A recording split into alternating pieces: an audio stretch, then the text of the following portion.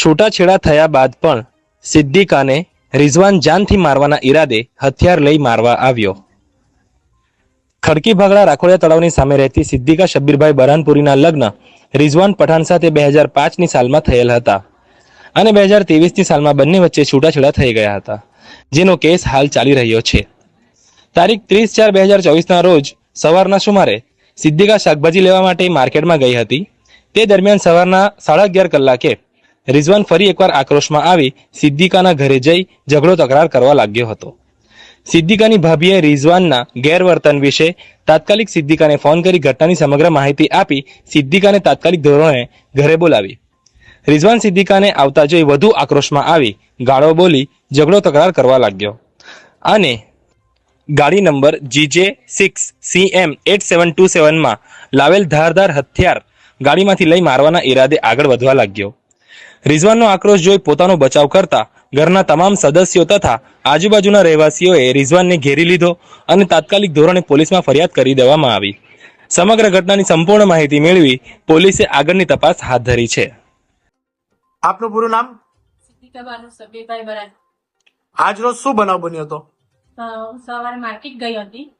એ દરમિયાન મારો x husband Rizwan ઇસાક Pathan તે અહીંયા આવ્યા. બળજબરીથી મારી મમ્મી લોકોને, મારા ભાઈને, મારા ભાભીને મારવાની ને ગાળો બેન કરી ને જબરદસ્તીમાં કોયરાને પાછો મળવા આવેલો હતો. તે દરમિયાન પછી મેં અહીંયા આવી, ભાભીએ ફોન કર્યો હતો. મારી સાથે બી ગમે તેવું બોલવા લાગ્યા ને મારવા બી કરી, ધમકી બી આપી ને તમાશો કર્યો. અહીંયા આવીને અમે પોલીસને ફોન કર્યો. પોલીસ આવીને પોલીસ અમને સાથ સહકાર આપીને અમને લઈ ગઈ ને ત્યાં અરજી કરી આવ્યા છે. અરજી કરી ને અમને પોલીસે સાથ સહકાર આપ્યો છે. તેમણે કીધું છે અમને સાથ આપશે ને હવે એ લોકો છોડ્યું છે, હવે શું કરશે અને મારા કાયદેસર જે લોકો કરશે નિયમ પ્રમાણે તે અમે કરશું. તમને પોલીસ દ્વારા સપોર્ટ આપવામાં આવ્યો? હા, સપોર્ટ આપ્યો છે, મને પૂરેપૂરો સપોર્ટ આપ્યો છે. તમે પોલીસ પ્રશાસનથી શું માંગ કરો છો? બસ મને આ રીતના હેરાન ના કરે, મારા બચ્ચાને હેરાન નહીં કરે ને મારા પરિવારની સુરક્ષા માટે મેં આ કદમ ઉઠાવ્યો છે. આ જે રિઝવાન નામનો વ્યક્તિ છે કેટલા સમયથી તમને હેરાન કરે છે? તે 6-7 મહિનાથી હેરાન કરતો છે. એના વિરુદ્ધ તમે અગાઉ પણ કોઈ પ્રકારની અરજી આપી હતી પોલીસમાં? હા, આપી.